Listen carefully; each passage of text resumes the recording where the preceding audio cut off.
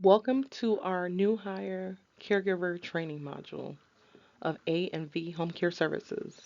Welcome. The training topics that we will cover in this module include sexual harassment, elder abuse, Alzheimer's, dementia, universal precautions, basic hygiene, restraint and seclusion, and influenza. What is sexual harassment? Under the Illinois Human Rights Act, sexual harassment means any unwelcome sexual advances, requests for sexual favors, or any conduct of a sexual nature when submission to such conduct is made either explicitly or implicitly, is a term or condition of an individual's employment. Submission to or rejection of such conduct by an individual is used as the basis for employment decisions affecting such individual, or is a conduct that has a purpose or effect of substantially interfering with an individual's work performance or creating an intimidating, hostile, or offensive work environment. Sexual harassment is any unwelcome sexual advance, request for sexual favors, or any conduct of a sexual nature when submission to such conduct is made either explicitly or implicitly um, for the individual, or request submission to or rejection of such conduct by an individual is used as a basis for employment for decisions that affect their employment, such as asking for sexual favors or other sexual advances made to the individual implicitly or explicitly.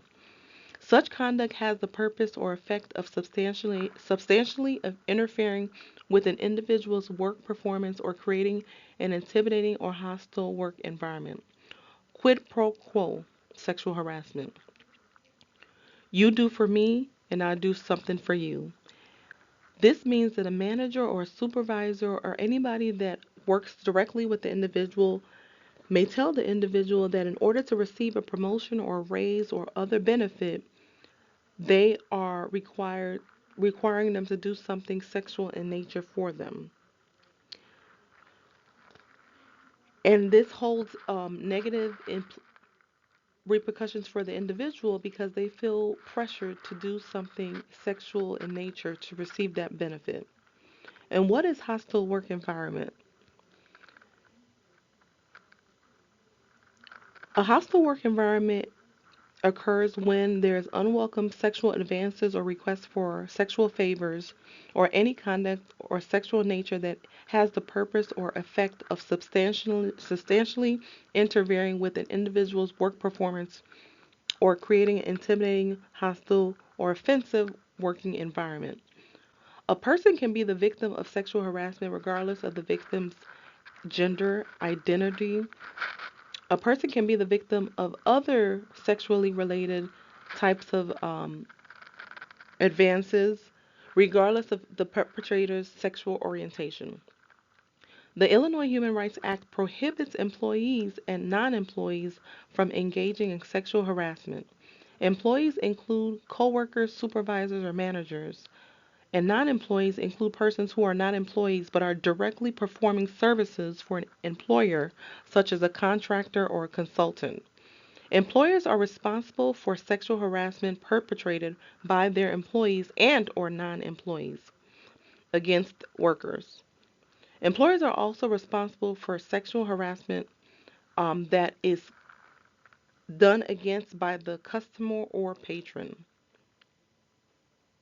So, examples of inappropriate conduct include pressure for sexual favors to go out on a date, deliberately touching, leaning, or coercing someone for touch, sexual looks or gestures, or whistling at someone. Reporting sexual harassment. There are various ways that sexual harassment can be reported. You can report sexual harassment directly to your employer by contacting HR and or your supervisor. You can do this in the form of submitting a written document to the HR email address, which is hr at a-vhomecareservices.com, and or documenting this information down and providing it to your direct supervisor. Other means of submitting sexual harassment allegations can be reported through the state hotline. You can call the state of Illinois Sexual Harassment and Discrimination Helpline and or file a charge with the U.S. Equal Employment Opportunity Commission, the EEOC.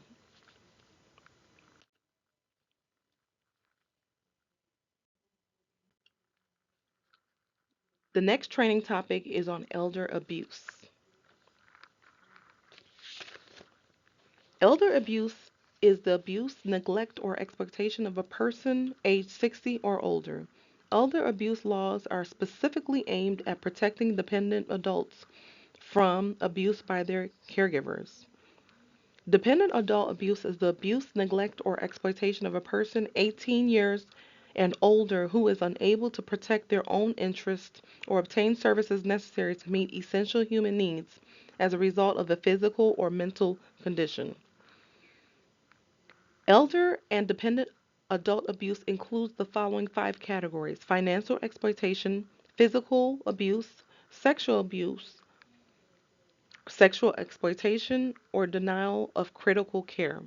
In financial exploitation, entails taking unfair advantage of a dependent adult or dependent adult's physical or financial resources for one's own personal profit without the informed consent of the adult by the use of undue influence, harassment, duress, deception, false representation, or false pretenses, or as a result of the willful or negligent acts or commissions.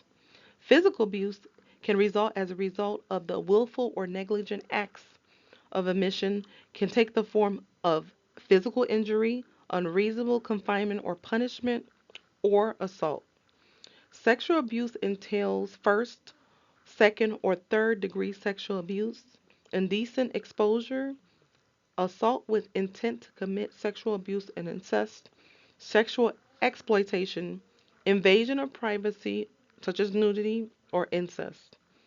Sexual exploitation can include any consensual or non consensual sexual conduct, includes the transmission, display, or taking of electronic images, does not include touching that is part of a necessary examination, the exchange of a brief touch or hug between the dependent adult and caregiver for the purpose of reassurance, comfort, or casual friendship, or touching between spouses. Denial of care negligence is the deprivation of the minimum food, shelter, clothing, or supervision, or physical or mental health care or other care necessary to maintain a dependent adult's life or health as a result of the willful or negligent acts or omission.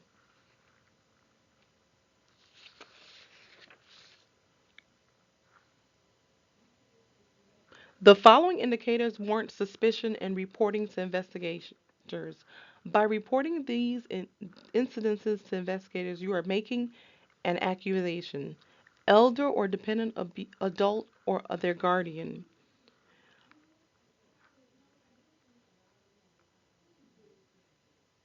So, how to report suspected cases of abuse, neglect, or exploitation?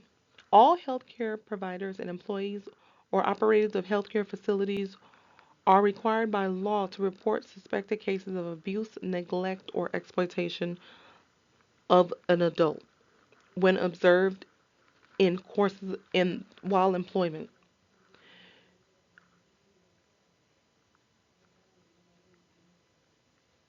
Also, facilities that provide services such as long-term care or home care services are mandated reporters who are to report any cases of abuse or neglect.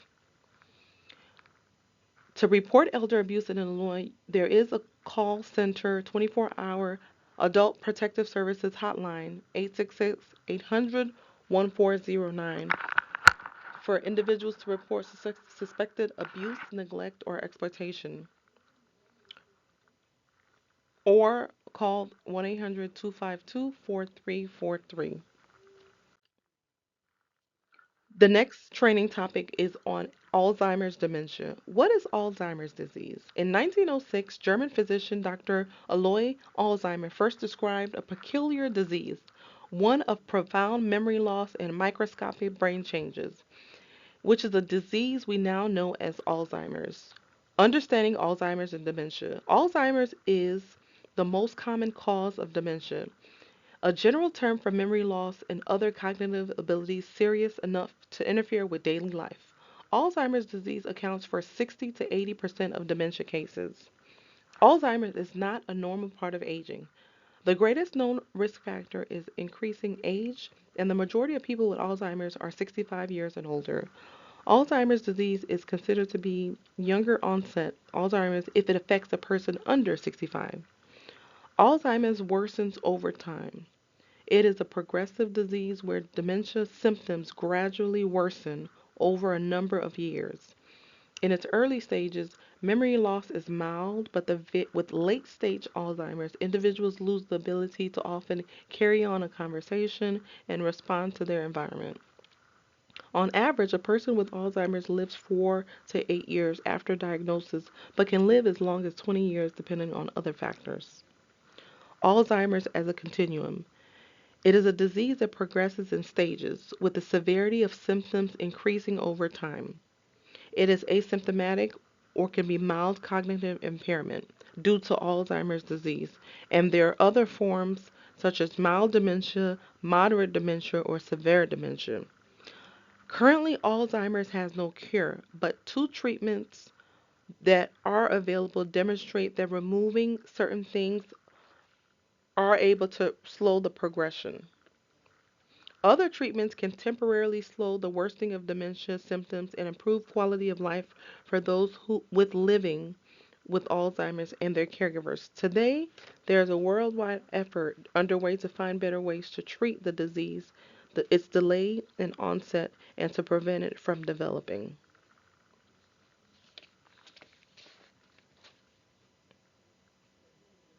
Alzheimer's changes typically begin in the part of the brain that affects learning.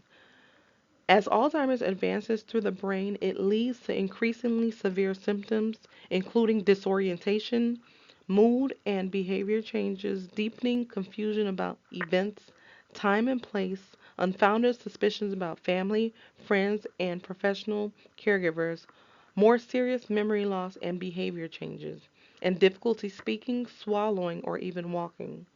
People with memory loss or other possible signs of Alzheimer's may find it hard to recognize that they have a problem. Signs of dementia may be more obvious to family members or friends, and early diagnosis and intervention methods are improving dramatically, and treatment options and sources of support can provide information that can improve the life and quality of the individual.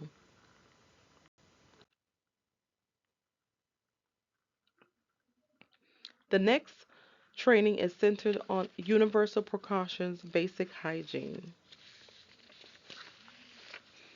The purpose of the Universal Control Policy is to establish a standardized framework for the supervision, coordination, and monitoring of home care services provided by A&V Home Care in compliance with the Illinois Department on Aging requirements. This policy ensures the delivery of consistent, safe, and high quality services to all clients.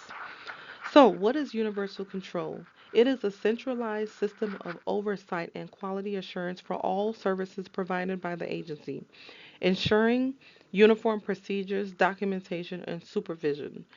And the purpose is to control infections by treating and handling all human blood components, products made from the human blood or body, and other potentially infectious materials as if they are known to be infectious for things such as hepatitis B, HIV, and other blood-borne pathogens.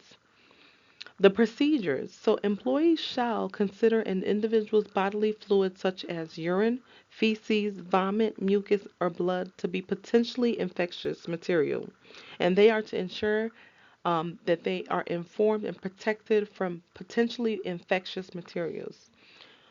Use universal precautions when contact can be anticipated with bodily fluids, blood, secretion, and any other excretion, such as sweat, regardless of whether they contain visible blood or not, non intact skin, and mucous membranes. So, what are general safety guidelines that you are to take as a caregiver? You are to clean and keep spaces organized. Keep a tidy, well organized space that minimizes the risk of accidents and enhances the efficiency of the caregiver tasks that you will be performing with your client. Clear pathways and declutter common areas. Reduce, which would reduce the chances of slipping or tripping or falling. You want to identify and address any potentially hazardous um, items such as loose rugs, electrical cords, or wet surfaces. Install non-slip mats in the bathroom to prevent falls. Proper lighting. You want to make sure that your client has adequate lighting in their home, especially during nighttime. You want to encourage your client to install night lights in the hallway, bathroom, and other high traffic areas. Fire safety. We have to take safety measures like making sure that there are smoke detectors in the home, assisting the client to ensure that there are still batteries and or there is a fire extinguisher somewhere in the home in the case that it needs to be used. Emergency contacts. It is important that you as a caregiver have readily available and accessible list of important phone numbers, including the client's healthcare providers, family members, and local emergency services nearby. And this list can be kept in a place such as the client's fridge where it's visibly seen and available to be used.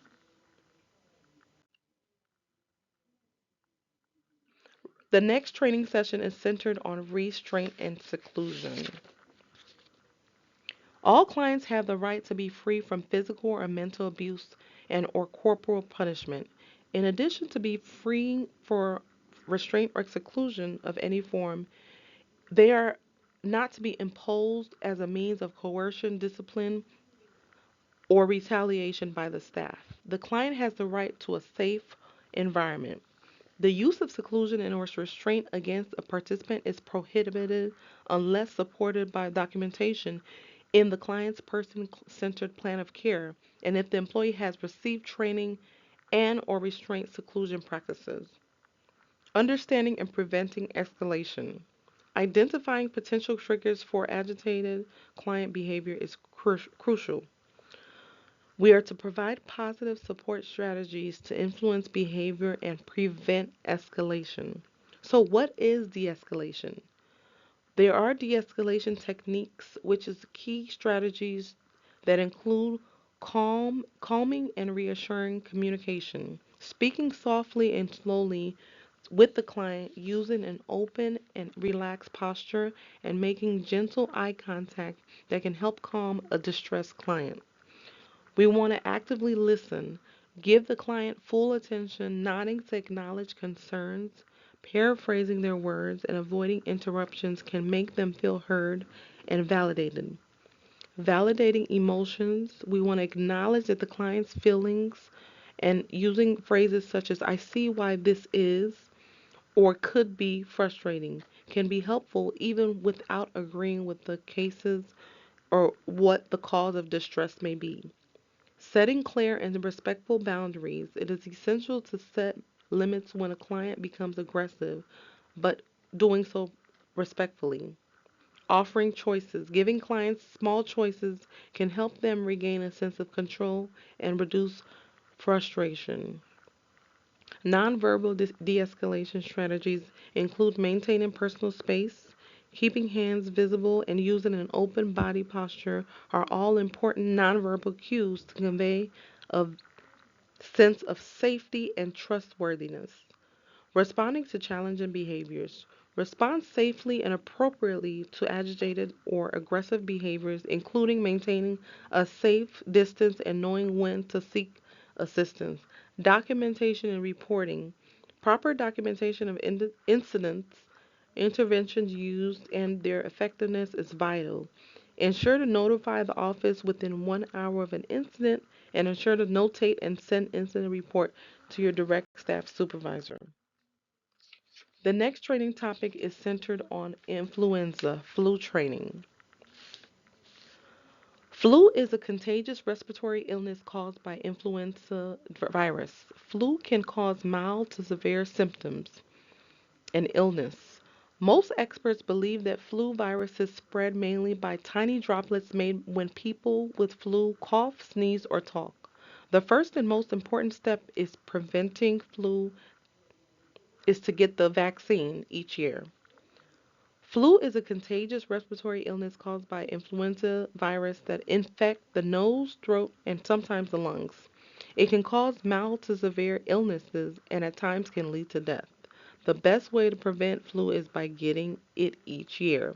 Some symptoms include having a fever or feeling feverish or having chills, cough, sore throat, runny nose, muscle or body aches, headaches, fatigue, which is tiredness, and some people may have vomiting or diarrhea, though it is more common in children than adults. How long can these signs take to show? There is a period of contagiousness. You may be able to spread flu to someone else before you know you are sick, as well as when you are sick with symptoms. The time frame when a person is exposed and infected with influenza virus to when symptoms begin is about 2 days, but can range from about 1 to 4 days. People at risk. Anyone can get flu, and serious problems related to flu can happen at any age, but some people are at higher risk of developing serious flu related complications if they get sick. This includes people 65 years and older, people of any age with certain chronic medical condition such as asthma, diabetes, or heart disease, people with a body mass index of more than 50, pregnant people, and children 5 years and under. Prevention. The first and most important step in preventing flu is to get a flu vaccine each year. Flu vaccine has been shown to reduce flu-related illnesses and the risk of serious flu complications that can result in hospitalization or even death. The CDC also recommends everyday preventative actions like staying away from people who are sick through distancing, covering coughs and sneezes, frequent hand washing, and taking steps for cleaner air to help slow down the spread of germs that cause respiratory illnesses like flu.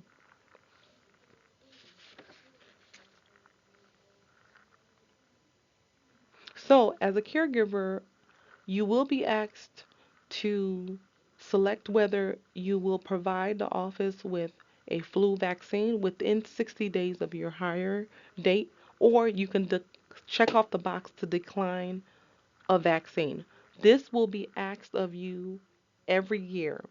The flu training will be completed yearly, and you will be required to review this same information and also to provide a vaccine or to decline.